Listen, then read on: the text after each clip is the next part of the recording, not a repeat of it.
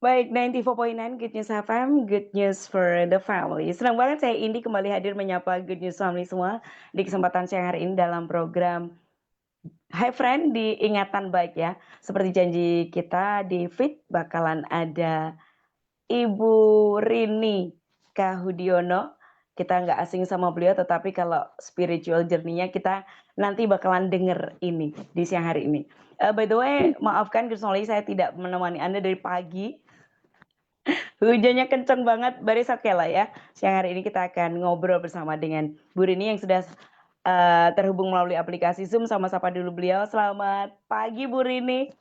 Selamat pagi Mbak Indi.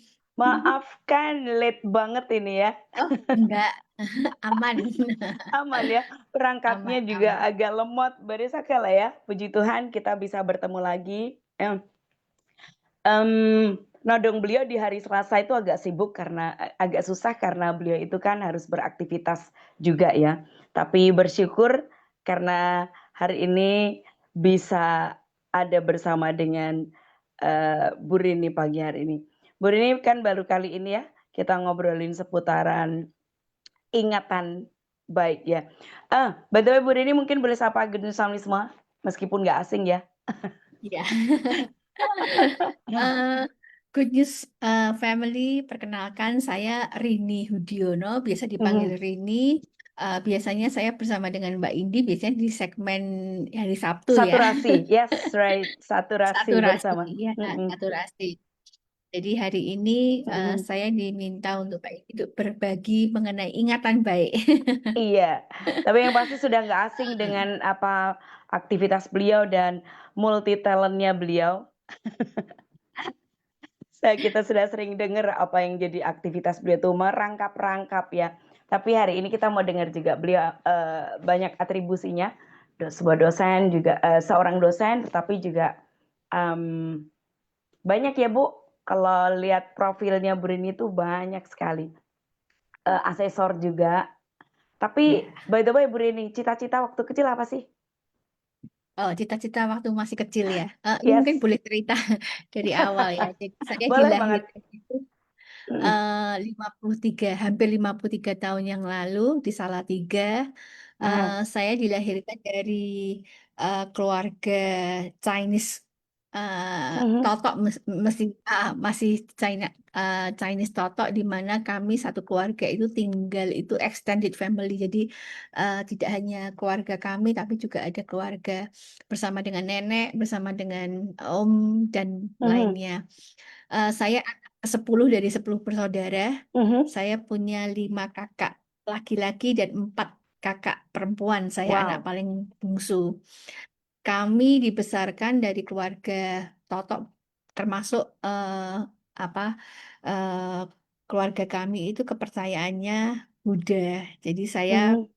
eh, mengikut orang tua dari kecil Buddha, tapi sejak TK eh, saya sekolah di Ebenezer, di eh, sekolah Kristen. Mhm.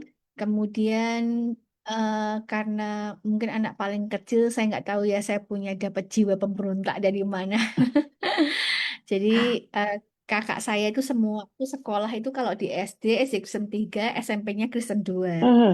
Tapi eh, saya nggak mau karena saya nggak suka dibanding-bandingkan, karena kan kakak saya itu pintar-pintar. Jadinya saya tuh nggak mau kalau sekolah itu selalu ditanya, kamu adiknya eh, Iken, kamu Eh, adiknya Ifung, Iyin. mhm. Jadi kakak saya itu kan pintar-pintarnya. Mhm. Saya SMP itu saya memberanikan diri untuk saya keluar dari zona nyaman keluarga kami, Mhm. untuk saya membuat branding baru tentang Rini. Mhm.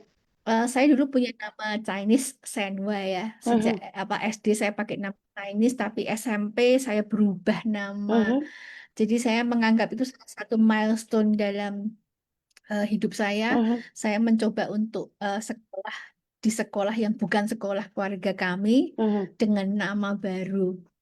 Saya sekolah di sekolah Katolik SMP Stella Matutina, dan di sana saya pengen pengen apa eh, merubah keyakinan saya untuk ikut Katolik ya. Mhm. Tapi di kelas 3 naik kelas 3 itu ada kebimbangan. Jadi ada beberapa pertimbangan akhirnya saya sempat tidak memiliki kepercayaan. Jadi Mhm, em, SMA saya juga sama, keluarga kami itu pergi ke sekolah SMA Kristen 1 semuanya. Saya juga mhm. akhirnya memberontak untuk masuk ke negeri.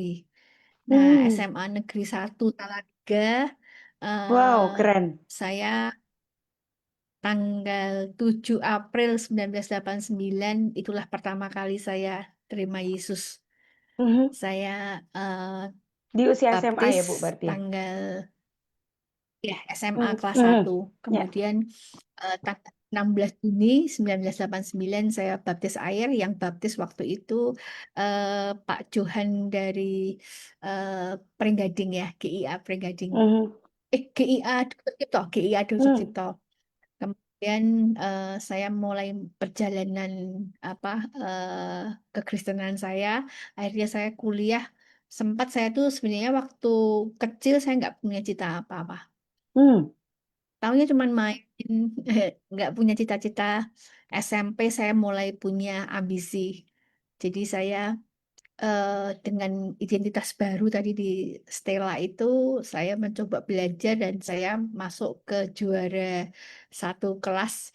Eh, saya bersaing dengan teman-teman yang lain dan itulah mulai saya boleh membangun self esteem saya mhm, bahwa saya itu nggak nggak perlu dibanding-bandingkan dengan kakak mhm, saya, tapi saya punya kemampuan, saya punya prestasi sendiri. SMA saya bisa masuk ke SMA dan di SMA juga di awal itu saya bisa masuk ranking ya, ranking 5 waktu itu. mhm, Em, saya itu nggak punya cita-cita sampai saya SMA. SMA tuh saya mhm, cita-citanya tuh pengen jadi apoteker. oke. Pengen jadi apoteker. Mungkin karena keluarga eh, mama saya itu kan obat ya, jadi Mhm. tukang obat, toko obat. Jadi saya nggak tahu, saya kok tiba-tiba saya pengen jadi apoteker tuh nggak tahu, saya juga nggak tahu alasannya. Tapi eh, dari negeri, sekolah negeri, saya mencoba untuk masuk ke negeri. Ya, saya ambil di Jogja di UGM, saya gagal. Mhm, Tapi saya percaya everything happen for reason. Jadi em, kegagalan itu membuat saya terpaksa untuk tidak bisa kuliah kemana-mana karena sudah tutup semua kan nggak kayak sekarang ya. Karena mhm. dulu kan kalau eh, saya itu kan masih warga negara asing yang kemudian menjadi warga negara Indonesia itu Oh, melalui sumpah ya pakai SPKRI ganti nama. Saya melewati masa-masa dulu ya. Kalau sekarang kan lahir otomatis warga negara Indonesia. mhm, Kalau dulu saya melalui upacara, serangkaian upacara dan surat menyurat yang membagongkan. Kemudian masuk negeri itu kan juga saya kan eh, kalau ditanya kan warga negara Indonesia atau asing. mhm, Indonesia masih ditanya ya asli atau Indonesia keturunan. ya, Saya nggak tahu kegagalan saya apakah karena saya tidak memenuhi kuota persentase kan itu kan setiap sekolah negeri itu kan hanya boleh menerima keturunan itu kan persentasenya kan nggak banyak. mhm, Akhirnya saya sekolah di Bandung karena semua udah tutup. Ada kakak saya yang udah kerja di Bandung, saya sekolah di STIBA, Sekolah Tinggi Ilmu Pariwisata Bahasa. mhm, Akhirnya saya nggak tahu ya, karena nggak ada pilihan yang lain. Waktu itu kan negeri jarang yang apa swasta jarang yang ada mhm, apoteker. Jadi saya cuma waktu itu hanya masuk ke Fakultas Bahasa Inggris di Salatiga. Saya satu tahun akhirnya saya kembali ke Salatiga.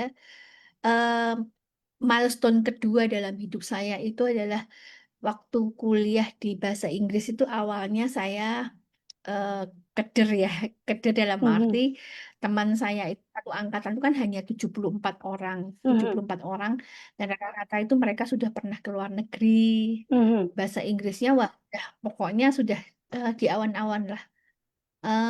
Saya merasa saya ini salah nggak ya jurusan ya karena eh, kayaknya nggak sanggup deh bersaing dengan teman-teman yang sudah kemampuan bahasa Inggrisnya itu sudah mereka tuh ngomong bahasa Inggris mungkin waktu tidur sampai ngigau gitu ya. Jadi eh, Tapi di semester tahun kedua, di saat kita mulai belajar konten, karena kan saya masuknya kan ke FKIP, Mhm, Fakultas Keguruan Ilmu dan Ilmu Pendidikan Bahasa Inggris, jadi menjadi guru mhm, bahasa Inggris. Nah, di semester tahun kedua itu ada satu mata kuliah itu tentang teknik mengajar ya oleh mhm, Pak Imade Markus.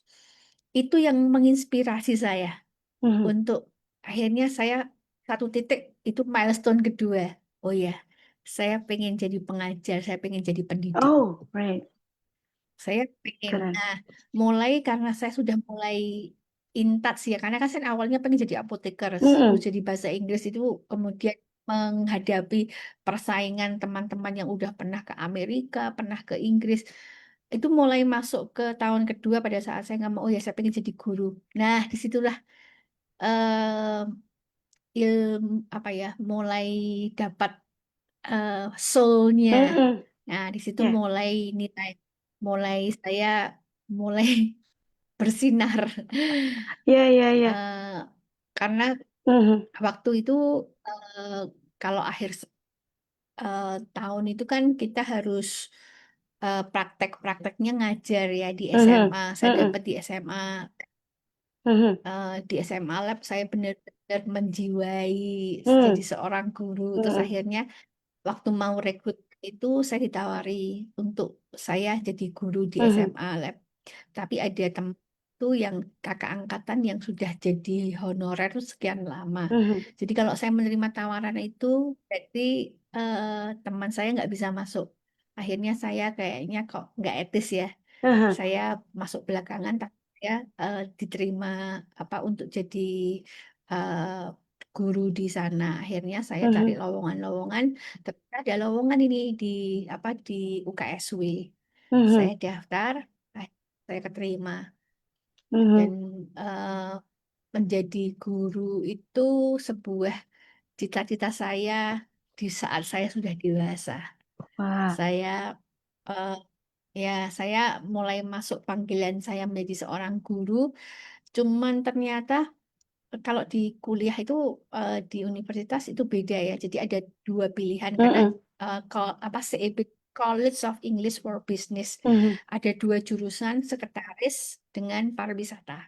mhm, Saya selalu milih itu eh, sekretaris kok kayaknya kok is not my life ya, mhm, bukan Rini kayaknya. Itu saya milih pariwisata dari berangkat ketidaktahuan dan eh, apa ya karena pilihannya hanya dua, akhirnya saya memilih untuk pariwisata. Tapi itu juga rencana Tuhan, pimpinan saya meminta saya untuk berangkat ke Bandung. Jadi ada pencangkokan staf di NHI Bandung. Akhirnya saya ikut itu tahun 97, 6 bulan saya ada di Bandung dan pulang saya tercerahkan. Oh, ternyata pariwisata itu seperti ini. Akhirnya tahun 98 saya membidani program studi D3 Usaha Perjalanan Wisata di UKSW. Nah, itulah mulai perjalanan saya 98 saya mulai masuk ke pariwisata. 98 itu saya sudah mulai totalitas di dunia pariwisata dan segala mulai studi lanjut saya akhirnya saya di pariwisata. Kemudian ilmu yang saya kembangkan semua pariwisata. Akhirnya saya menemukan life saya, hidup saya itu di pariwisata sejak tahun 98. Dan saya menjabat itu menjadi ketua program studi sejak 98.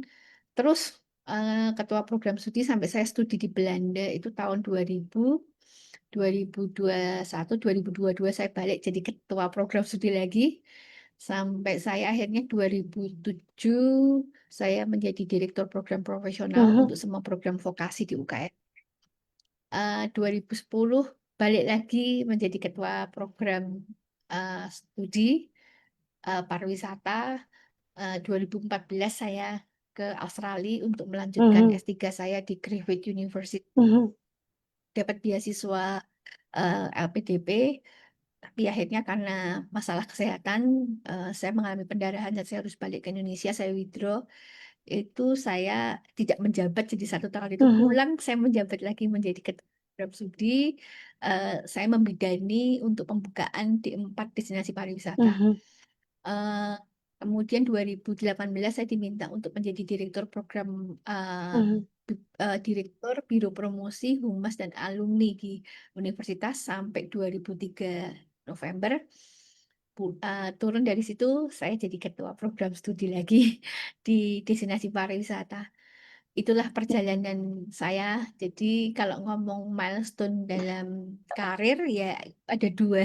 Mhm. Ya, pada saat SMP saya memilih untuk pindah ke Stella, Mhm. dan pada saat saya eh, menemukan passion untuk mengajar di tahun kedua perkuliahan dari tahun 93 ya. Mhm. Ya, Jadi apa ya, sekarang dari udah tadi itu saya tiga sampai tahun. speechless. Bu Rini itu bisa bercerita sangat luar biasa. Tapi dari tadi saya mikir sih, kalau ngomongin tentang kontribusi dan atribusi Bu Rini itu banyak sekali ya. Tapi yang saya kagum adalah ketika waktu kecil memutuskan sangat berani untuk menjadi berbeda itu di usia-usia seperti itu kayaknya jarang ya Bu. Apa kalau pemicunya saya nggak mau ada di bayang-bayang di kakaknya gitu ya. Itu satu Ya. keberanian. Tapi by the way, siapa sih yang memotivasi Bu Rini untuk berani seperti itu? Karena kan saya bilang masih kecil ya waktu itu ya Bu ya. Dan berani masuk ke negeri kayaknya jarang juga ya nggak sih? Ya, Meskipun ada ya, juga beberapa teman juga rasanya biasanya cuma sekolah nasional deh, bukan yang ya. negeri gitu ya. Itu. Serius Mbak, ini nggak ada orang yang Mm-mm. encourage. Tapi Ray. mungkin karena Mm-mm. keadaan yang eh, Mm-mm. apa ya, situasi yang dibangun sejak kecil, mungkin karena dibanding-bandingkan ini, Mm-mm. dibanding-bandingkan dengan kakak, dibandingkan dengan saudara, Mm-mm. itu yang membuat apa ya? Kalau saya membaca cerita Yusuf itu, Mm-mm. saya bisa apa, bisa mendalami cerita itu dari sudut pandang yang berbeda ya. Mm-mm. Jadi kalau Yusuf itu kan dibenci oleh saudara-saudaranya, Mm-mm. karena Yusuf itu kan disayang oleh orang tuanya, dan dia juga menunjukkan bahwa dia itu adalah anak kesayangan orang tuanya. Kemudian dia bercerita tentang mimpi-mimpinya. Mm-mm. Nah, saya melihat dari sudut pandang dari saudara-saudaranya. Saya Mm-mm. tidak bisa menyalahkan 100% bahwa saudara-saudaranya itu bisa jahat, bisa benci, bisa Mm-mm. iri sama Yusuf, itu murni kesalahannya. Saya kira Mm-mm. itu juga ada andil orang tuanya. Mm-mm. Karena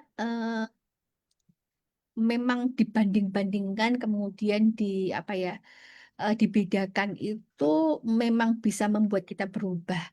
Nah, tapi satu poin, saya mengucap syukur bahwa eh, pembedaan, kemudian dibanding-bandingkan saya waktu kecil itu tidak membuat saya menjadi apa ya, ambisi saya itu lebih ke ambisi positif ya. Mm-mm. Pengen apa ya, acknowledgement, pengen pembuktian dalam arti saya tuh Ya. eksis loh. Jadi eh, nggak selalu kakak saya. Karena apa? Karena kalau saya di Stella, nggak ada orang yang tahu keluarga saya tuh dari keluarga mana. Nggak ada yang tahu. Karena apa? Teman-teman itu 95-98% yaitu dari sekolah SD yang bukan teman saya. Guru-guru nggak ada yang kenal keluarga saya itu siapa, keluarga apa, Om Acen, Toko Cendrawasih, nggak ada yang tahu, Mbak Indi. Jadi Ya. benar-benar saya itu seperti hidup di lingkungan baru, suasana baru, orang yang nggak kenal saya. Nah, dari Mhm. situlah saya mencoba untuk menciptakan cerita baru tentang Ya. hidup saya. Jadi saya cuma bertekad, this is my new life. Ini Wow. new beginning, new Yes. chapter, dan saya nggak dibanding-bandingkan lagi dengan kakak saya. Saya nggak benci sama kakak saya, nggak. Mhm. Tapi saya benci, saya nggak pengen saya itu selalu dibanding-bandingkan dan selalu di apa ya, dikonotasikan bahwa oh, Rini itu adiknya ini, oh, Mhm. anaknya ini, gitu. Ya, Begitu ya. Mbak Indi. Yes, Gareth. Jadi bisa dibilang ini awal dari pertemuan Bu Rini. Artinya mengalami kebaikan Tuhan nggak sih? Atau sejak kecil ya Bu Rini? Bu Rini kenal kasih Tuhan, mengalami kasih Tuhan itu sejak kapan? Mungkin awal Nah, perjalanan spiritual Ya, journey-nya jadi dimulai? Mhm. sebenarnya saya juga waktu kecil, walaupun saya dari keluarga Buddha, saya ke Kelenteng, Ah saya juga ikut sekolah minggu karena sekolah kami kan sekolah Kristen ya. Tapi Oh, yes. eh, nggak ada yang istimewa dan waktu itu belum apa ya, belum mengubahkan, belum menjadi turning point saya, belum Mhm. apa ya, breakthrough saya itu belum di sana. Jadi karena saya kalau dulu kan mikir kan selalu kan anak paling kecil kan anak paling dimanja. Tapi saya merasa bahwa saya itu anak kecil tapi nggak dimanja. Mmm, Jadi saya itu nakal. Saya akui saya itu nakal kecil itu saya sering dipukul. Bahkan mhm, saya ingat yang memukul itu kalau lihat di Reel atau TikTok ya. Kalau anak itu lebih kakak itu lebih galak daripada mama papa kita itu terjadi. Jadi waktu SD saya ngapalin perkalian nggak nggak bisa-bisa itu kakak saya yang mukulin saya. Nggak hafal itu sampai berat-berat itu kaki. Kakak saya ada yang suka nampar itu ya sampai saya infeksi telinga, sampai saya mmm, mau tuli itu pernah sampai infeksi ya kanan kiri. Jadi saya sering dulu ditampar kakak saya. Dan itu biasa ya dulu. Kemudian mhm. dimarahin kakak, apa mamah pakai kemucing. Jadi bener-bener kalau dulu sih fisik ya, Iya iya, betul. dimarahin itu apa ya dari keluarga. Hmm, jadi kalau saya tuh nonton film seperti apa film-film apa dari keluarga Chinese Toto itu, Mhm. iya itulah saya. Jadi saya merasa Kak, bohong yang bilang kalau anak paling bungsu itu dimanja. Saya merasa nggak dimanja. Yang paling disayang itu dulu kalau kan dulu kan tinggalnya masih sama nenek ya, Mhm, sama oma gitu ya. Kalau kita mhm, panggilnya Acia itu, mhm, yang paling disayang itu anak paling besar, cowok paling besar dan cowok paling kecil. mhm, Jadi kita ini dulu kan keluarga besar, kita ini punya penjahit. Jadi kalau jahitin itu kalau mereka itu atas bawah, kalau cewek itu mhm, cuman dapat celana. Nanti kalau makan itu kita dapatnya eh, apa? Kalau ayam itu cuman dapat bagian cekernya. Nanti kalau yang cowok dapat paha. Nanti kalau Lebaran pembantu pulang itu yang cowok-cowok jaga toko, kita yang cewek itu di dapur, kita nyuci piring, kita nyuci baju. Jadi benar-benar memang patriarki ya. Jadi keluarga mhm, yang memang mengidolakan mhm. pria, mengidolakan anak laki-laki karena anak perempuan itu di kepercayaan orang Chinese itu anak perempuan tuh nanti dibesarkan nanti dibawa orang hilang gitu ya. Mhm, Jadinya mhm, rugi kalau punya anak cewek. Nah, itu terjadi di keluarga saya. mhm, mhm, Cewek gak boleh sekolah tinggi-tinggi, ya kan? Yang mhm. cowok, pokoknya cowok itu istimewa lah. Iya, Em, tapi apa ya? Saya merasa kurang kasih. Saya nggak mungkin dulu saya pernah cerita Mbak Indi saya itu waktu kecil itu mhm, dibesarkan yang bantu yang namanya Mbok Mi mhm, itu Mbok Mi itu nggak menikah ya tapi udah kayak mhm, orang tua buat saya setiap Sabtu dia pulang dan kalau dia pulang tuh saya bisa nangis nangis mhm, saya wah tinggal orang karena eh, saya merasa itu kayak mama papa saya. Mama mhm. papa saya itu kan ya tipikal keluarga Chinese totok beneran. Jadi Iya, mereka itu jaga tuh cari uang, eh, nggak pernah memberikan kasih sayang, sentuhan itu nggak ada. Jadi nggak ada namanya bahasa kasih. Jadi ya merasa ya mama papa nggak sayang. Bahkan kalau ambil rapot itu eh, karena papa saya dulu sukanya judi ya. Eh, mhm, kenapa suka judi? Karena papa saya kan sebenarnya teknokrat orang suka apa mhm. eh, sekolah. Iya, Mama saya sukanya bisnis, jadi bukan dinikahkan muda. Jadi papa saya mhm, juga mungkin ada kekecewaan. Saya nggak menyalahkan lah, blame totally mhm, mama papa saya.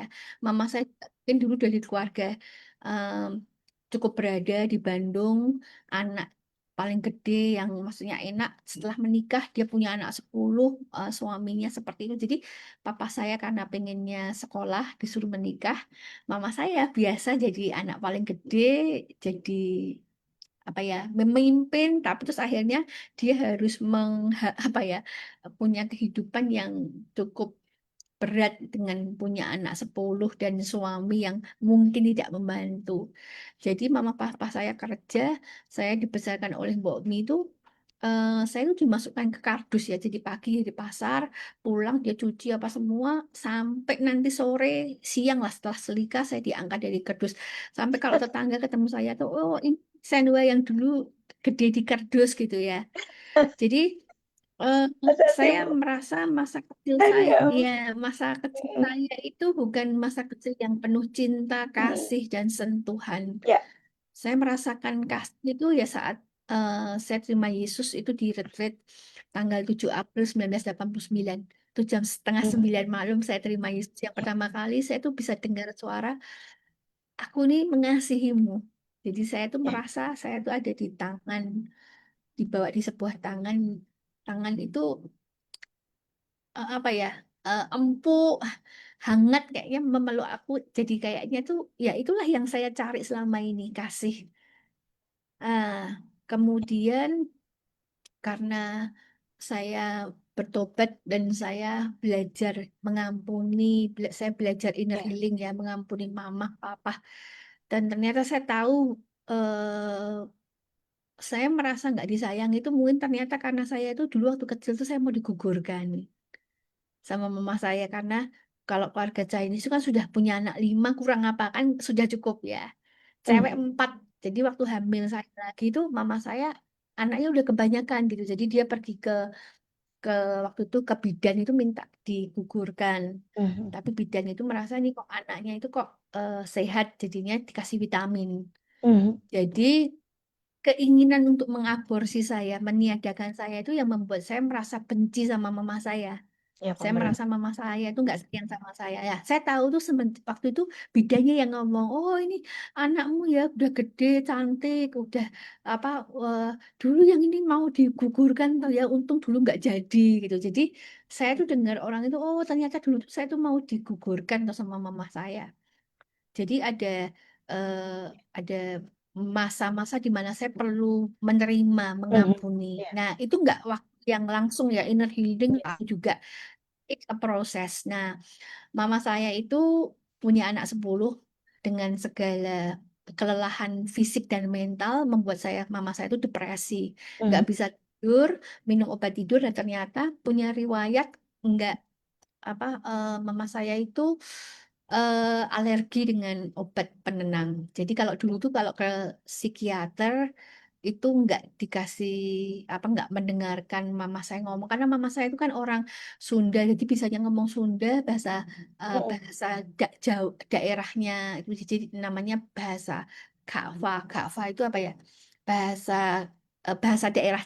Jadi mhm, mama saya itu bahasa Indonesia nggak bisa jadi ngomongnya susah jadi mhm. suka ngomong cerewet suka teriak-teriak jadinya mungkin dokter juga nggak Nggak sabar paham. ya jadi mama saya cuma dikasih obat penenang nanti kalau udah kaku-kaku nanti dikasih pe apa netralisirnya gitu ya. Mhm, Tapi itu berlangsung terus akhirnya kena ke otak mama saya. Jadi kena mama saya itu kena Parkinson. Jadi kalau stroke itu kan lumpuh langsung ya. Kalau mhm, Parkinson itu lumpuh tapi pelan-pelan. Nah, tahun 89 saya bertobat, 90 saya belajar mengasihi mama saya. Mama saya udah mulai lumpuh itu. Jadi mhm, saya sama kakak saya yang bertobat bareng-bareng kita satu living ya, satu mhm, eh, kami belajar untuk mengasihi mama. Akhirnya eh, mama itu kami yang benar-benar apa ya jaga dari pagi sampai malam dan akhirnya tahun 92 saya harus cuti 1 semester ke Cina untuk menemani mama saya berobat. Pulang dari Cina, mama saya meninggal ya setelah 4 bulan di sana eh, dan dikremasi di sana bawa pulang itu abunya itu pengalaman yang tidak terlupakan karena di situ itu saya mengalami sendiri proses gimana akhirnya mama saya itu tahu kalau saya sama kakak saya itu sayang sama dia.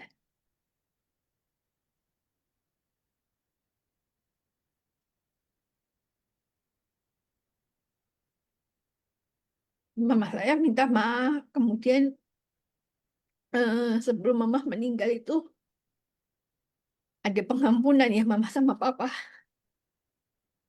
Mama terima Yesus dan papa juga saat itu. Kemudian mama koma, nggak sadar lagi sampai mama meninggal. Em, itu adalah momen saya menjaga dan merawat mama selama mama eh, lumpuh sampai akhirnya mama meninggal. Itu merupakan pengalaman benar-benar kasih Tuhan itu benar nyata dalam kehidupan saya, bahwa saya dimampukan untuk mengampuni, mengasihi, sayang, bahkan bisa merawat mama dengan sepenuh hati saya. Eh, Waktu pemakaman di Indonesia, saya bersaksi dan itu menjadi momen pemulihan keluarga kami. Dan kalau saya boleh ngomong Mbak Indi, keluarga kami semua yang Buddha, akhirnya kami semua itu masuk Kristen, terima Yesus. Oh, ini jadi apa namanya, satu ingatan baik yang benar-benar mengubahkan, Ya, bukan hanya Bu Rini ya, tapi bisa dibilang keluarga besar ya, Bu ya? ya. Karena kalau boleh diingat Mbak Indi, pertama kali saya bertobat itu 7 April 89 itu, mama saya itu nggak suka saya masuk Kristen. Jadi saya mengalami penganiayaan. Jadi kalau kami ikut persekutuan waktu itu, ingat hari Rabu itu pulang itu kita selalu minta didukung doa, saya dengan kakak saya minta didukung doa. Kenapa? Karena mama itu udah dari jauh itu udah teriak-teriak ya, udah bawa pisau. Jadi mama saya nggak suka saya masuk Kristen waktu itu. Tapi akhirnya saat mama saya benar-benar sakit dan lumpuh, mama saya sadar bahwa anaknya yang dilarang untuk masuk Kristen itu adalah anak yang punya kasih, yang memampukan anak-anaknya untuk mengasihi dia sepenuh hati, merawat sepenuh hati, mengampuni setulus hati. Ya. Dan itu Jadi kalau paham saya ya, Bu ya? ya, jadi kalau saya boleh ngomong ya, eh, Tuhan yang memampukan, karena kalau enggak rasanya nggak bisa deh ngampuni mama. Iya, iya, iya. Kemauan dan kemampuan itu datangnya memang dari Tuhan ya. Kalau orang bilang kan kita harus mau dulu, tapi ternyata firman Tuhan bilang mau dan mampu itu dari Tuhan sih untuk mengampuni. Bahkan apa ya, untuk mengasihi ya. Ya, Kalau biasanya kan dari orang tua ya. Orang tua kasihnya sepanjang zaman, memberi tanpa meminta kayak gitu kan. Tapi ini posisinya dibalik. Posisinya dibalik karena memang sudah diambil alih sama sang kasih ya, Bu ya. jadi saya juga apa ya, proses untuk mengampuni terima mamah itu nggak gampang gitu, Iya, tapi pasti. akhirnya bisa dimampukan. Dan pada akhirnya waktu mamah benar-benar sakit itu saya benar-benar totalitas tuh, sampai saya cuti loh Mbak Indi. Saya mau rela cuti karena anak-anak yang lain kan kerja. Kakak saya yang di atas saya itu barusan lulus, dia barusan kerja, nggak mungkin dia meninggalkan pekerjaan. Jadi saya yang dianggap paling available lah. Mm-mm. Belum lulus kuliah, jadi saya udah buang waktu 1 tahun di Bandung. Saya harus buang waktu 6 bulan cuti. Tapi setelah mama saya meninggal, saya kebut 3 tahun setengah saya selesai. Em, tapi itu menjadi pengalaman rohani yang tidak terlupakan ya. Bener-bener waktu ngerawat mama itu saya mesti, karena mama itu kan lumpuh kemana-mana, kalau itu saya mesti gendong mama. Jadi mama tuh saking kecilnya 39 kilo, saya tuh gendong mama naik turun tangga. Kemudian kan mama tuh kan karena tiduran terus di belakang itu udah lubang itu loh Mbak Indi. Itu saya yang bersihin lukanya. Padahal saya tuh takut sama luka, saya takut sama darah, tapi itu Tuhan mampukan saya untuk melakukan semuanya. Kemudian mama saya ini kan udah kayak orang depresi ya, jadi nggak bisa tidur. Jadi jam 3 pagi bangun tuh minta kayak anak kecil, udah mainan itu semua. Saya bisa melakukan menjalani semua itu kalau nggak punya kasih. Kayaknya Ya, nggak mungkin gitu Mbak Indi. ya, kalau nggak diambil alih sama Tuhan ya, kalau nggak di take over sama Tuhan itu ya, aduh nggak mungkin lah ya.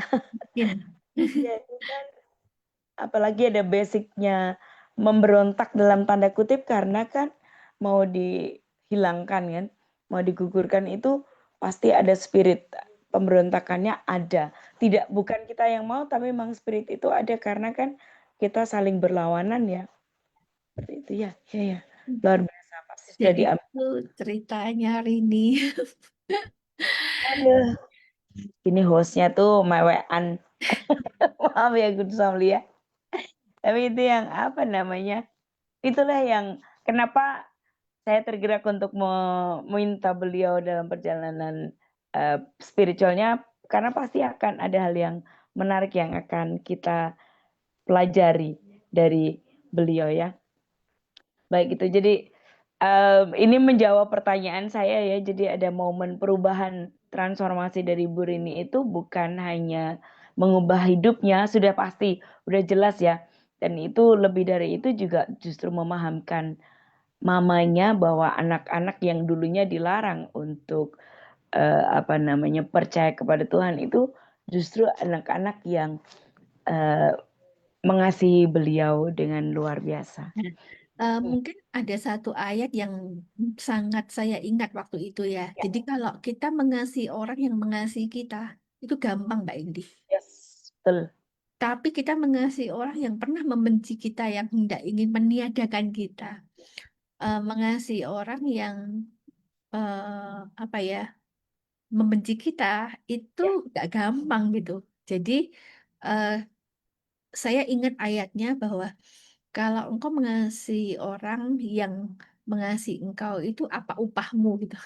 Mm. So yang menjadi pembeda kita dengan anak-anak Tuhan, orang yang punya kasih adalah saat kita bisa mengasihi orang, memberkati orang yang mengutuk kita. Aduh, oke.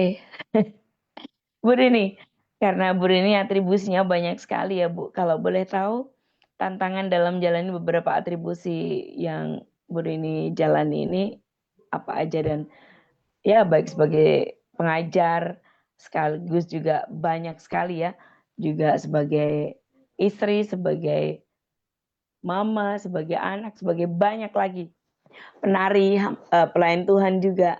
Itu mungkin boleh di-sharingkan bagaimana Bu Rini ngelewatin tantangan itu. Sekali lagi mungkin basicnya adalah saya merasakan begitu begitu besar kasih Tuhan dalam hidup saya.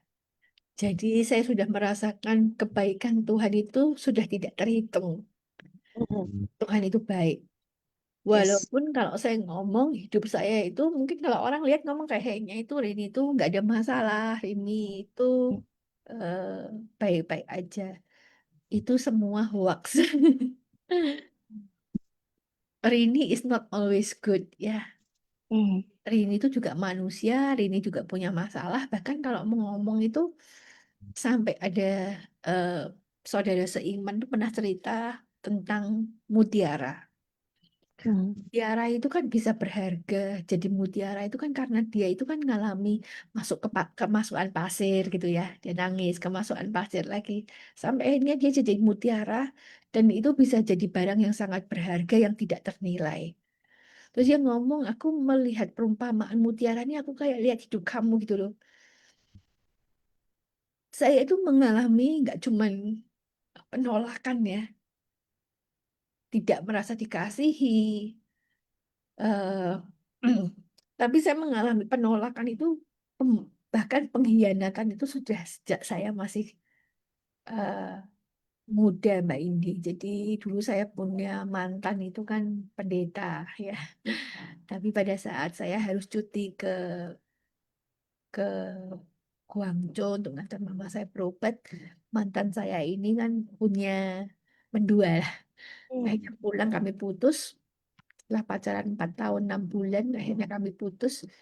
Dan 1 tahun kemudian dia menikah sama orang lain. eh Pengkhianatan itu juga melukai saya. Tapi saya mencoba untuk, kalau pendeta itu kan pasti kan punya komunitas ya. apa yang dikatakan pendeta itu ya sendiko dawuh. Jadi seakan-akan ya Ya Tuhan. opini, opini publik lah ya. Tapi saya mencoba untuk me, saya percaya bahwa kalau saya yang membela diri itu saya bisa membela diri sampai sebesar apa sih? Tapi saya lihat pembelaan Tuhan. Jadi waktu itu saya sempat menyumpahi diri sendiri ya. Wah, saya nggak mau punya anak begini. Bener saya akhirnya Tuhan ngomong saya tuh nggak bisa dokter, 3 dokter ngomong saya nggak bisa punya anak karena saya punya masalah hormonal dan lain sebagainya. Bahkan saat waktu saya menikah sama suami saya sekarang ini, kami tuh mendatangi orang-orang yang melukai kami gitu ya. Kami masih minta izin untuk eh, menikah mantan saya, orang tua mantan saya, tapi mereka nggak mau nemui ya, mantan saya nggak mau nemui, tapi akhirnya ketemu juga. Hmm, tapi saya percaya pada saat saya itu mengampuni dan saat saya melepaskan pengampunan itu bukan untuk orang lain, tapi untuk diri kita sendiri. Saya percaya dari mana Mbak ini karena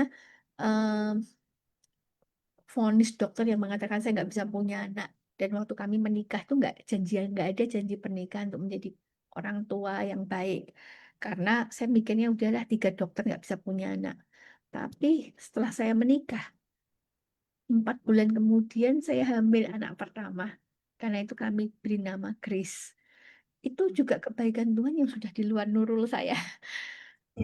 Saya percaya karena saat kalau Tuhan ngomong ya pintu terbuka untuk kita itu nggak ada satupun yang bisa nutup pintu itu Hmm. termasuk pintu untuk memiliki anak meskipun dokter ngomong saya nggak bisa punya anak 3 dokter ngomong saya nggak bisa punya anak di Jakarta Salatiga dan Semarang itu dokter-dokter yang pintar ngomong saya nggak bisa punya anak tapi kenyataannya malah sekarang saya punya 2 malah bonus ya Hmm. dan setelah saya menikah pun juga bukan berarti semua baik-baik aja. Ya, Hmm. pengkhianatan, saya juga mengalami pengkhianatan. Warga kami jatuh dalam hutang, kami bangkit dan lain sebagainya. Semua itu udah proses. Menangis itu, hmm, Mbak Indi kalau orang lihat ngomong saya tuh kayaknya happy, nggak pernah nangis. Salah loh. Hmm. Hidup saya tuh lebih banyak menangis daripada nggak menangis. Tapi orang melihat itu kan selalu kan, ya orang Jawa ngomong sawang sinawang ya. Kayaknya jadi Rini tuh enak. Jadi setelah masalah selesai pun juga akhirnya saya kena masalah kesehatan, saya harus angkat kandungan ya, saya harus operasi angkat kandungan, ngalami pendarahan. Itu nggak cukup berhenti di situ. Masalah itu selalu ada, Mbak Indi. Tapi Hmm. saya percaya bahwa Tuhan itu memampukan. Jadi eh, sejak saya mengalami kasih Tuhan yang saya nggak bisa ceritakan karena ya tidak terbatas kasih Tuhan dalamnya, panjangnya, lebarnya, itu yang membuat saya eh apa ya pengen melakukan segala sesuatu itu terbaik karena Hmm. saya percaya bahwa saya tuh pengen ini kayak lagunya NDC loh Ya. hidupku mengenapi firmanmu jadi saya melayani itu tidak hanya pada saat hari Minggu tapi pelayanan saya itu 24/7 di Hmm. pekerjaan saya di pelayanan di gereja saya di mana-mana entah saya sebagai asesor entah saya sebagai ketua program studi saya sebagai staf. Jadi apapun, saya mau melakukan yang terbaik. Kenapa? Saya pengen lihat orang tuh lihat Tuhan dalam hidup saya. Right. Betul. Saya pengen lihat orang itu melihat dan mengalami kasih Tuhan melalui hidup saya. Ya. Kalaupun saya bisa menolong orang itu bukan karena Rini, tapi karena Tuhan begitu baik memberikan kesempatan kepada Rini untuk menjadikan Rini alat untuk saluran berkat, saluran pertolongan Tuhan melalui saya. Jadi saya merasa terhormat kalau saya itu bisa nolong orang. Kenapa? Karena Tuhan berarti masih masih mempercayakan ini untuk nolong orang. Jadi Tuhan pakai Rini gitu. Jadi yang membuat saya semangat. Jadi saya tuh nggak pernah menjalankan semua pekerjaan saya itu setengah-setengah, Mbak Ida. Ya. Saya lalu all out. Kenapa? Ya itu tadi kerinduan untuk orang itu melihat Tuhan dalam hidup saya. Amin. Kalau saya mengalami pengkhianatan, saya bisa bisa mengampuni. Itu yang awalnya susah, Ya, tapi saya percaya Mbak Indi, Tuhan itu memampukan saya untuk mengampuni. Jadi kalau saya bisa mengampuni bukan karena rini, tapi juga karena anugerah Tuhan. Dengan pengampunan semua dipulihkan. Tidak ada semua yang baik-baik aja. Semua itu butuh perjuangan. Tapi pada saat kita membiarkan Tuhan bekerja lewat hidup kita, saya percaya semua itu indah. Cuma ya memang kalau orang lagi ngalami masalah kayak kita ngomong tuh kan kayaknya kok klise banget, rohani banget. Tapi itu benar gitu. betul. Tuhan tak pernah janji langit selalu biru. Tuhan tak pernah janji jalan selalu rata. Ya benar, itu benar. Ya, betul sekali. Aduh, apa ya? Eh, saya bersyukur kalau masih bisa nangis ya, Bu. Iya. Karena nggak bisa nangis itu sangat tidak enak, pasti ya. Oke, aduh, bersyukur ya. Emang eh ini waktunya Bu Rini harus banyak cerita. Bu Rini, saya selalu bertanya untuk narasumber saya di Ingatan Baik. Kebaikan Tuhan menurut Bu Rini.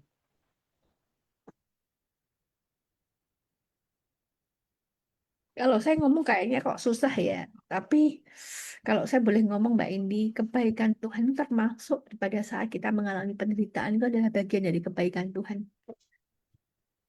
Ya. Karena kebaikan Tuhan tidak terselami.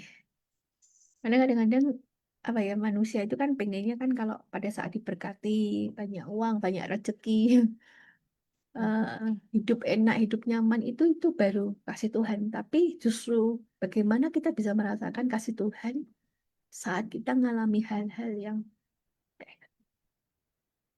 saya ingat masa-masa di mana saya dikejar-kejar debt collector. Bangun tidur, aduh kok saya berharap tidur aja sampai masalah selesai baru bangun gitu. Tapi saya jadi ingat sebenarnya maksud Tuhan itu kita ngalami masalah itu semua tuh karena kita pengen Tuhan pengen lihat kita itu melihat kebesaran Tuhan gitu. Justru pada saat kita nggak ngalami apa-apa, kita nggak akan mengalami mujizat Tuhan. Ya. Jadi kasih Tuhan itu ya all in. Mhm. God is good all the time. Di saat kita susah, di saat kita berduka, di saat kita mengalami kegagalan, itu semua adalah bagian dari kasih Tuhan. Karena kasih Tuhan itu yang membuat kita itu menjadi seperti sekarang. Saya jadi ingat berlian untuk jadi berlian itu kan diambil dari beratus-ratus kilo. Jadi berlian hanya cuma berapa gram. Tapi proses untuk menjadi berlian itu kan nggak semua batu bisa jadi berlian gitu. Hmm. Jadi kalau kita mau menjadi berharga, ya kita harus tahan dengan semua proses. Karena itu sebenarnya bagian dari Tuhan itu membentuk kita menjadi berlian.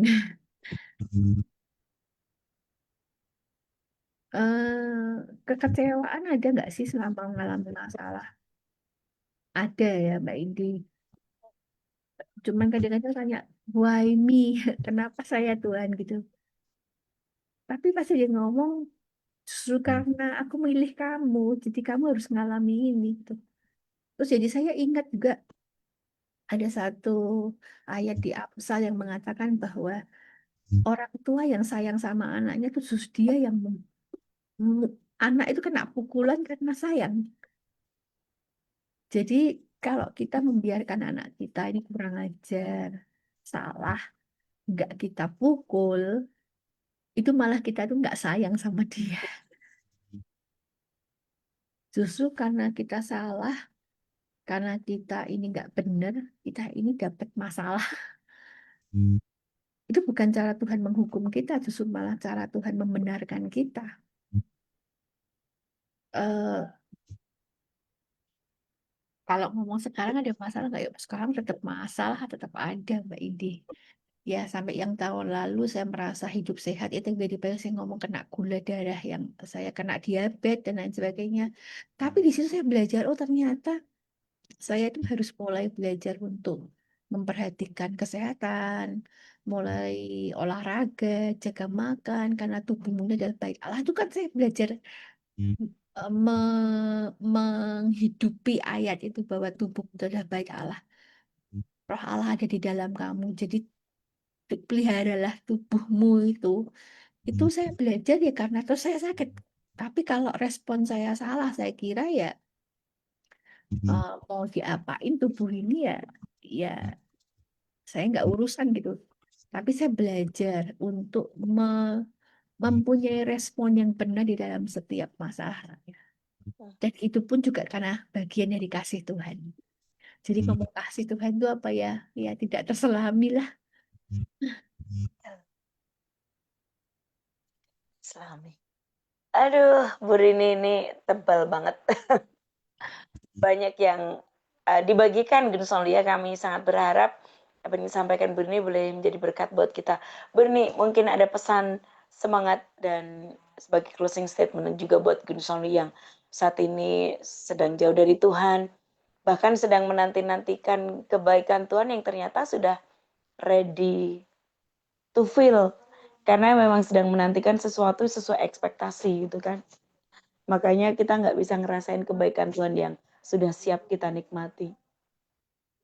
Em, Mungkin pesan untuk Good News Family yang sekarang sedang mengalami masa-masa seakan-akan Tuhan itu jauh dari kita. Em, saya ingat proses bagaimana air itu bisa menjadi anggur yang berkualitas itu akan dimasukkan ke dalam tempat kunci tertutup rapat, eh, di ruangan yang gelap, dingin, eh, nggak boleh ada orang yang apa ya istilahnya kita ini benar-benar di karantina. Jadi kalau sekarang ada di dalam masa-masa sepertinya sendirian, nggak bisa merasakan Tuhan, Anda ada di proses mendekati Anda ini menjadi sesuatu yang berharga. Jadi eh, percayalah kalau saya boleh ngomong hold on a little, bertahan sebentar. Semua pasti akan terlalu, semua pasti akan terlewati. Jadi biarkan Tuhan itu bekerja di dalam setiap proses hidup kita. Percayalah. Bertahan sebentar. Pertolongan Tuhan itu datang tepat pada waktunya. Dia tidak pernah datang terlalu cepat ataupun terlalu lambat. Dan percayalah bahwa kasih Tuhan itu tidak terselami panjang, lebar, dalam. eh tapi minta anugerah untuk bisa merasakan kasih Tuhan. Itu aja mungkin Mbak Indi. Oke, baik Gun Soli. Eh, Berharap Anda menikmati apa yang kami hadirkan dalam perbincangan singkat dan berbatas waktu ini. Saya sendiri mesti kebawa ya, nggak mungkin nggak. Bu Rini, terima kasih buat waktunya ya, untuk apa yang sudah dihadirkan di pagi hari ini. Kami sangat berharap kami semua, kita semua diberkati dan Gun Somli juga mendapatkan sesuatu yang bermanfaat untuk Anda. Finally, saya Indi. Saya Rini. Untuk Good News FM, bisa dengan Good News FM, Good News for the Family. God bless.